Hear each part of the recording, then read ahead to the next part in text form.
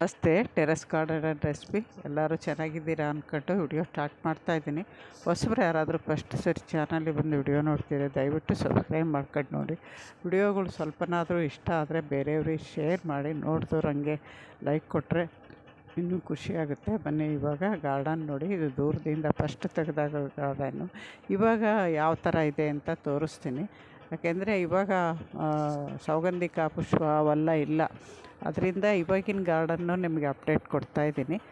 ಇದು ನಾನು ಮಾಡಿದ್ದು ವಿಡಿಯೋ ಅಲ್ಲ, ನನ್ನ ಮೊಮ್ಮಗ ಚಿಕ್ಕವನು, ನಮ್ಮ ಮಗಳು ಫ್ರೆಂಡ್ ಬಂದಿದ್ದರು. ಹೋದಾಗ ಅದನ್ನು ಮಾಡ್ಕೊಂಬ ಅಂತ ಹೇಳಿದ್ದೆ. ಮಾಡ್ಕೊಂಬಂದಿರೋದನ್ನು ಅವನಿಗೆ ತೆಗ್ದಿರೋದನ್ನು ಹಂಗೆ ನಿಮ್ಮ ಜೊತೆಗೆ ಸ್ವಲ್ಪ ಎಡಿಟ್ ಮಾಡಿ ಶೇರ್ ಮಾಡ್ತಾಯಿದ್ದೀನಿ ನೋಡಿ. ಅವನು ಅವತ್ತು ವಿಡಿಯೋ ತೆಗೆದಾಗಲೇ ನನಗೆ ಗೊತ್ತಾಯಿತು ಡ್ರ್ಯಾಗನ್ ಫ್ರೂಟ್ ಹಣ್ಣಾಗ್ತಾಯಿದೆ ಅಂತ. ನಾನು ಹೂವು ಅರಳಿದ ಮೇಲೆ ಜಾಸ್ತಿ ಹೋಗೇ ಇರಲಿಲ್ಲ.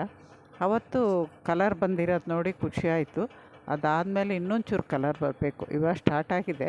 ಸ್ವಲ್ಪ ತುಂಬ ಕಲರ್ ಬಂದಾಗ ಚೆನ್ನಾಗಿರುತ್ತೆ. ಅದನ್ನು ಏನಾದ್ರು ಹಾರ್ವೆಸ್ಟ್ ಮಾಡಿದಾಗ ನಿಮಗೆ ತೋರಿಸ್ತೀನಿ ನೋಡಿ. ಇದು ಗೌರಿ ಹೂವು ಅಂತೀವಲ್ಲ, ನಾನು ಹಾಕಿರಲಿಲ್ಲ, ಬೀಜ ಎಲ್ಲ ಮಣ್ಣಲ್ಲಿತ್ತು ಅನಿಸುತ್ತೆ. ಬಂದಿದೆ, ಅದು ತುಂಬ ಚೆನ್ನಾಗಿದೆ ಕಲರು.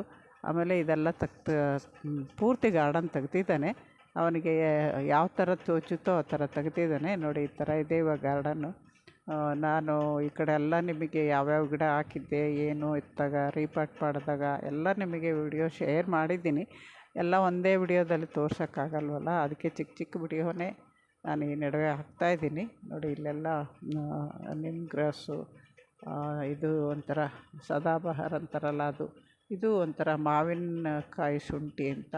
ಇಲ್ಲೆಲ್ಲ ಹಾಕಿರೋ ಮೆಣಸಿನ ಗಿಡ ಅಷ್ಟು ಹೆಲ್ದಿಯಾಗಿಲ್ಲ. ಸಸಿ ನಾಟಿ ಮಾಡಿರೋವೆಲ್ಲ ತೋರಿಸಿದ್ದೀನಿ ನೋಡಿ. ದೂರದಿಂದ ಒಂದು ಸ್ವಲ್ಪ ಹಿಂಗೆ ತೆಗ್ದಿದ್ದಾನೆ. ಇನ್ನೂ ಅಲ್ಲಿ ಖಾಲಿ ಇರೋ ಜಾಗ ನಾನು ಗ್ರೋ ಬ್ಯಾಗ್ಗೆ ಅಂತ ಇಟ್ಟಿದ್ದು. ಆ ಗ್ರೋ ಬ್ಯಾಗ್ ಫಿಲ್ ಮಾಡೋಕ್ಕೂ ಆಗಿಲ್ಲ, ಅದರಲ್ಲಿಗೆ ಗಿಡಗಳು ಹಾಕೋಕ್ಕಾಗಿಲ್ಲ. ಇದಿಷ್ಟು ಹಿಂಗೆ ಖಾಲಿ ಇದೆ. ಇನ್ನೂ ನಿಧಾನವಾಗಿ ಅದನ್ನು ಸೆಟ್ ಮಾಡ್ಕೊತೀನಿ. ಇಲ್ಲಾಂದರೆ ಯಾವ್ದಾದ್ರು ಗಿಡಗಳು ಇವಾಗ ಇರೋವನ್ನೇ ಸ್ವಲ್ಪ ದೂರ ದೂರ ಇಟ್ಟರೆ ನೋಡೋಕ್ಕೂ ಚೆನ್ನಾಗಿರುತ್ತೆ.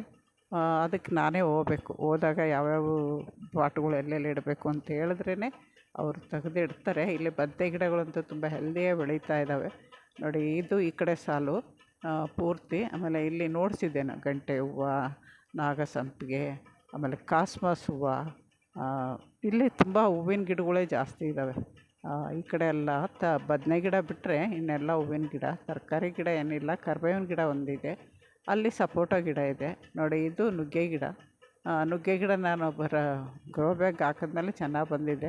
ಸಪೋಟ ಗಿಡನೂ ರೀಪಾಟ್ ಮಾಡಾದ್ಮೇಲೆ ಚೆನ್ನಾಗಿ ಚಿಗುರಿ, ಇನ್ನು ಕಾಯಿ ಹೂವು ಸ್ಟಾರ್ಟ್ ಆಗಿಲ್ಲ, ಚೆನ್ನಾಗಿ ಚಿಗುರಿದೆ. ಆಮೇಲೆ ಇಲ್ಲಿ ಬದನೆ ಗಿಡಗಳು ಸಸಿ ಇಟ್ಟಿರೋದು ನಿಮಗೆ ರೀಪಾಟ್ ಮಾಡಿದ್ದೆ. ಒಂದೊಂದು ಟಬ್ಬಲ್ಲಿ 3 ರೀಪಾಟ್ ಅಂತೀನಿ, ವಿಡಿಯೋ ಮಾಡಿದ್ದೆ. ಅದರಲ್ಲೂ ಚೆನ್ನಾಗಿ ಬೆಳೆದಿದ್ದಾವೆ. ಇಲ್ಲೆಲ್ಲ ನಾನು ಸರಿ ಚಪ್ರದವರೆ ಬಳ್ಳಿ ಹಬ್ಸಕ್ಕೆ ಕಟ್ಟಿದ್ದು, ಅದು ಹಂಗೆ ಇದೆ. ಯಾಕೆಂದರೆ ಪ್ರತಿ ಸರಿ ನಾವು ವರ್ಷ ಕಟ್ಟೋಕ್ಕಾಗಲ್ಲ. ಕಟ್ಟಾದಮೇಲೆ ಒಂದು 2-3 ವರ್ಷ ಬರುತ್ತೆ. 2-3 ವರ್ಷ ಅದಾದಮೇಲೆ ಸ್ವಲ್ಪ ಲೂಸ್ ಆಗುತ್ತೆ, ಟೈಟ್ ಮಾಡ್ಕೊಬೋದು. ನಾನು ಬಳ್ಳಿ ಗಿಡಗಳು ಎಲ್ಲೆಲ್ಲಿ ಬೆಳೆಸ್ತಿದ್ದೀನೋ ಅಲ್ಲಿ ಕಟ್ಟಿಗೆ ರೆಡಿ ಮಾಡಿ ಇಟ್ಕೊಂಡಿರ್ತೀನಿ ನೋಡಿ. ಇಲ್ಲೆಲ್ಲ ಮಲ್ಲಿಗೆ ಹೂವಿನ ಗಿಡದ ಸಾಲು. ಮಲ್ಲಿಗೆ ಹೂವನ್ನು ತುಂಬ ಚೆನ್ನಾಗಿ ಬರ್ತಾಯಿದ್ದಾವೆ. ನಾನು ಹೋಗಿ ಕೀಳಲ್ಲ, ಅವರೇ ಹೂವು ಕಿತ್ಕೊಂಬರ್ತಾರೆ. ಜಾಸ್ತಿ ಇದಾಗಲ್ಲ ನೋಡಿ. ಇಷ್ಟು ಗಾರ್ಡನ್ ಇವಾಗ ಅಪ್ಡೇಟು ನೋಡಿ. ಈ ಕಡೆ ದಾಸವಾಳ, ಮಲ್ಲಿಗೆ ಹೂವು, ಹಿಂದ್ಗಡೆ ಸ್ವಲ್ಪ ಗುಲಾಬಿ, ಸೇವಂತಿಗೆ ಇದೆ. ಈ ಕಡೆ ಎಲ್ಲ ಅದು ದೊಡ್ಡದು ಡ್ರಮ್ ಕಾಣೋದು ದಾಸವಾಳ. ನಮಸ್ತೆ.